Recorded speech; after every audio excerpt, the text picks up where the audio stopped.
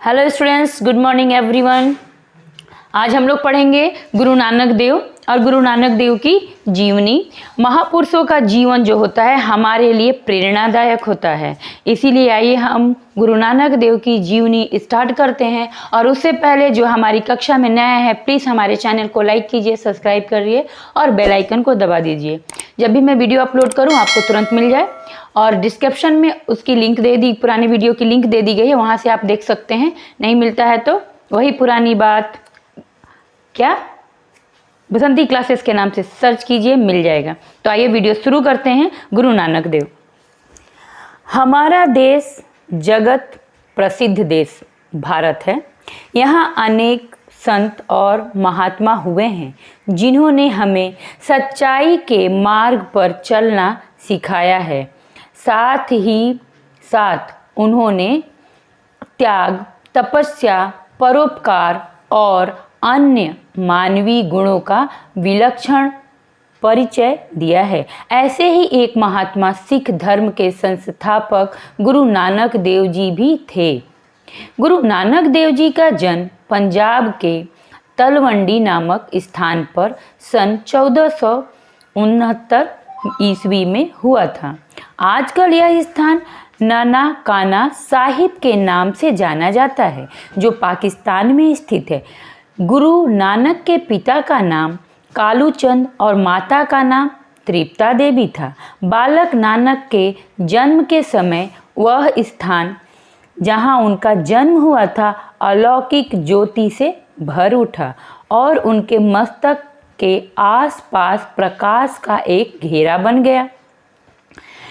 कहा जाता है कि जन्म लेते समय नानक रोए नहीं, बल्कि उनके चेहरे पर एक सौम्य मुस्कान फैली थी।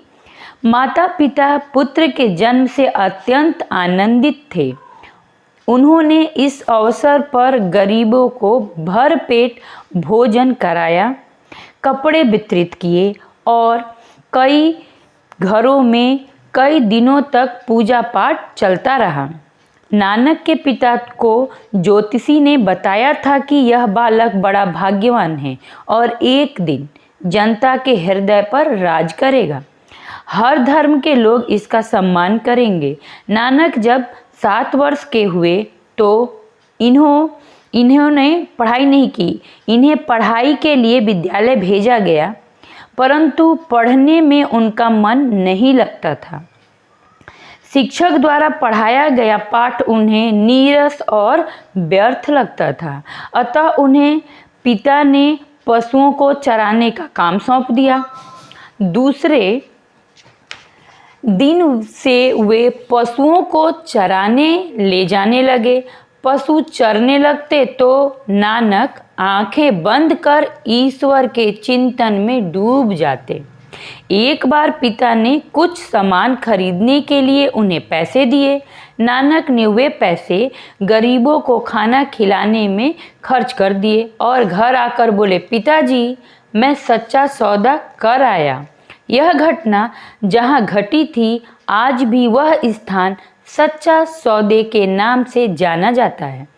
कहा जाता है कि नानक देव एक बार मक्का गए, जो मुसलमानों का प्रसिद्ध तीर्थ स्थल है। वहाँ वे काबा की तरफ पैर करके सो गए।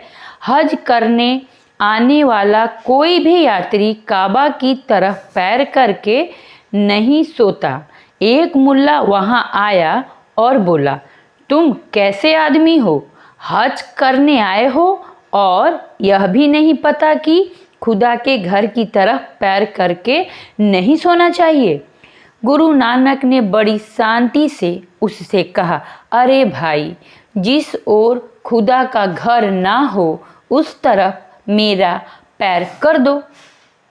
मुल्ला ने अत्यंत क्रोधित नजरों से उन्हें देखा और उनके पैर घसीट कर दूसरी तरफ कर दिए।